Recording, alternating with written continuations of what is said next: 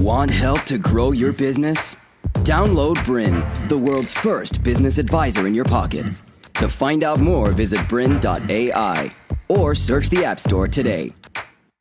This guy over here is Carl Taylor. We'll talk to him in just a second. You are watching Teach Me Tech, and we are learning about WordPress.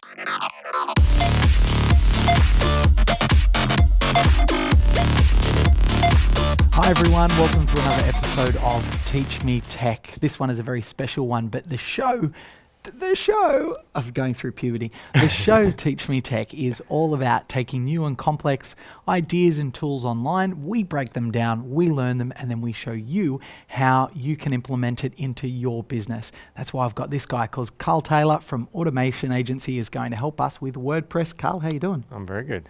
Now, we're going to assume that everyone out there in viewing land caught the part A of this last week or the part one of this. Yes. This week we're going to go into a bit more detail. We are, get a little more detail. So before we get started, what I want everyone to know, so the official title, how to set up and use WordPress. This is part two, part one last week, which will tell you what we covered last week in just a second.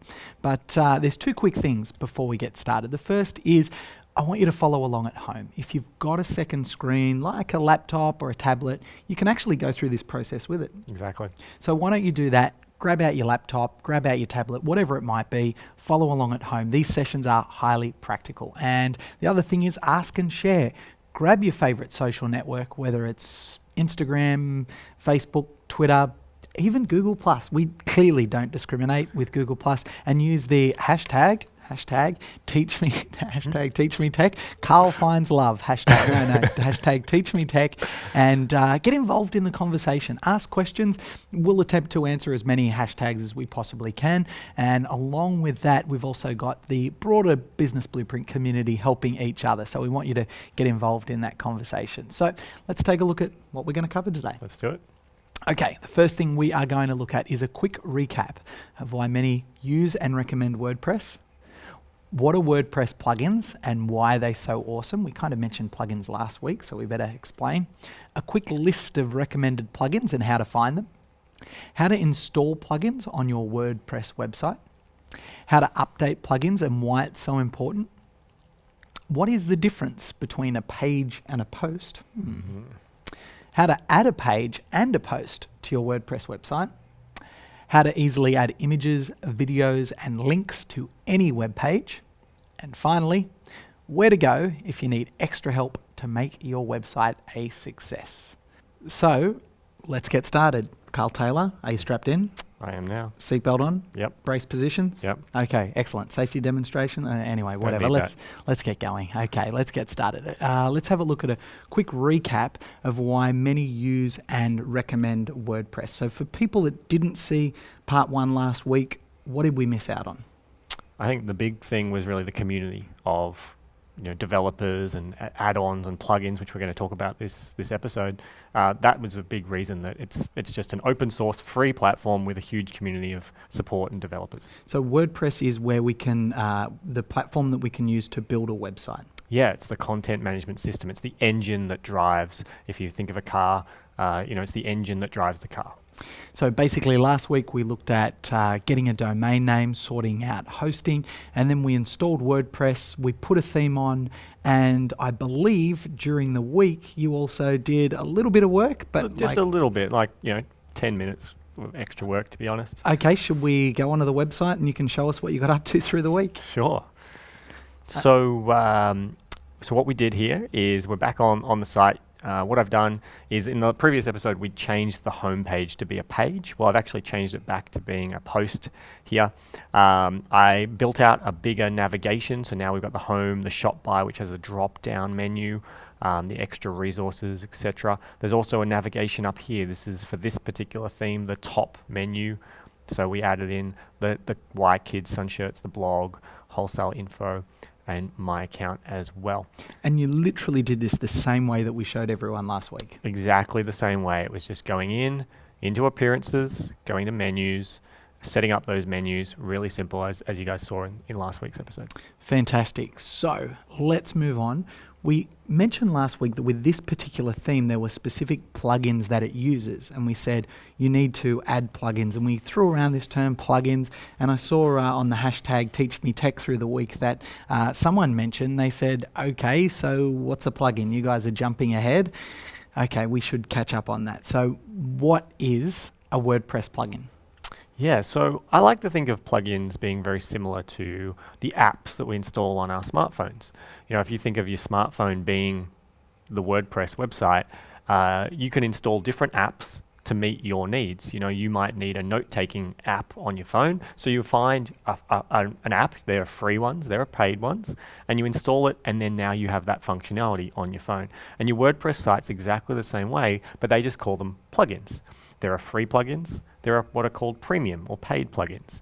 And there are ones that are good and there are ones that are bad, just like there are on our smartphones. And so it's really a way of just adding extra functionality, extensions, features that normally you would have to go and pay hundreds, sometimes even thousands of dollars to get custom developed. And there's a free plugin that's been developed for years that you can just install within minutes, and sometimes seconds, and you've instantly got that feature enabled on your website. Because I always talk to people about plugins and they ask me how hard would it be to create such and such on a WordPress website, and the answer is someone's generally already done it. Yeah, 90 to 95% of the time, absolutely. So if we fall outside that realm of it already exists, you can engage a developer? Yeah, you can. Custom plugins can be written all the time, and you just engage a developer. It would be probably past your standard web designer that does this kind of thing. This is more driving into what's called PHP, so it'd be a proper web developer who could do that for you. Okay, but we're going to stick to the basic side of it today, which is just the plugins that already exist out there that we can find. So the next point is, what's a quick list of recommended plugins, and how the heck do we find them? Well, I don't know. I'd be interested to know your list of plugins. There's some standard ones that I personally like and use on most of my sites, and then my company, when we're managing sites, it's which are the standard ones we'll install for security and things. So some of the standard ones, the first one would be WordPress SEO, or it's been renamed to Yoast SEO. You want to have some sort of a plugin that can just help improve your SEO rankings a little bit and do all the proper things that need to happen. And so Yoast SEO is a free plugin. I think it's one of the best out there, or if not the best one to do it. It's simple, it doesn't bloat your site, and it does a great job. Okay, so we've got Yoast SEO. Yoast SEO. What else are we going to install? Another one that you want to look at, unless you've gone, we touched on last week about premium hosts, like WP Engine just for hosting WordPress site, and they do a lot of great security things. If you're going with the GoDaddies, the HostGators, the Bluehosts, the other bigger companies, but not specialized WordPress hosts, then security can sometimes be a bit of an issue on WordPress sites. So there's some great WordPress plugins like Limit Login Attempt is one that I install on pretty well all of my sites. What that does is it just means that basically if someone tries to log into your WordPress site more than, I think, 5 times in 5 minutes, it basically just stops allowing them to log in again, and it just helps protect you from hackers who are trying to connect. It's not foolproof, but it definitely helps a lot. And security, of course, is an issue with WordPress websites because there's so many people developing them. It's Correct. An easy target for hackers, right? Correct. There's such a wide developer community, and also the ability to have all these plugins and themes is a great feature, but the downside is that it also opens you up to a lot of security holes, badly coded plugins or out-of-date plugins, and there's ways that hackers can take over your site, and it can definitely happen. So what's the name of that plugin again for So security? that one's called Limit Login Attempt. That alone isn't going to protect you. A lot of plugins aren't just going to protect you, but another one that is great, there's one called Word Fence, and that one is, again, basically about helping protect and secure your site even more. Okay, so for me, I'm going to throw a plugin out there. The first one that I always install is called Akismet. I think that's how you say it. It's Akismet. Maybe you can bring up the Akismet website while I chat about it.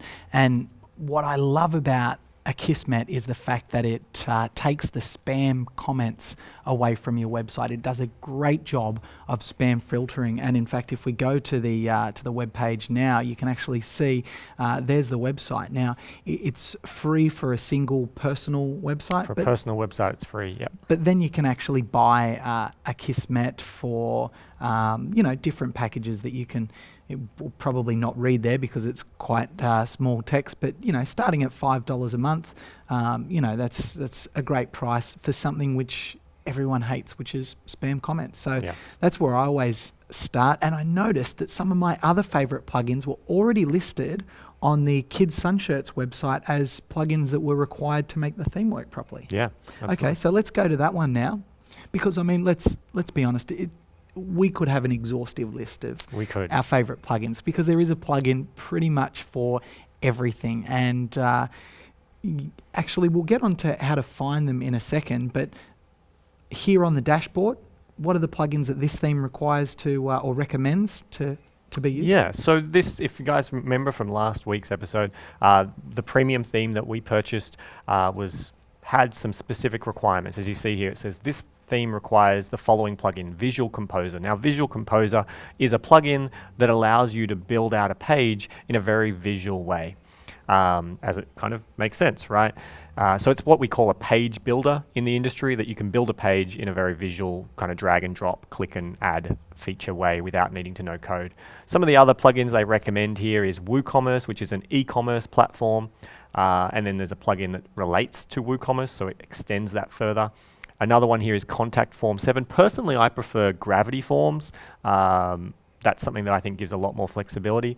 But Contact Form 7 is, if you're just looking for a contact form, is a great way to build that form for you. Yeah, I've been known to use Contact Form 7 a few times, and I love WooCommerce, so great ones to list there.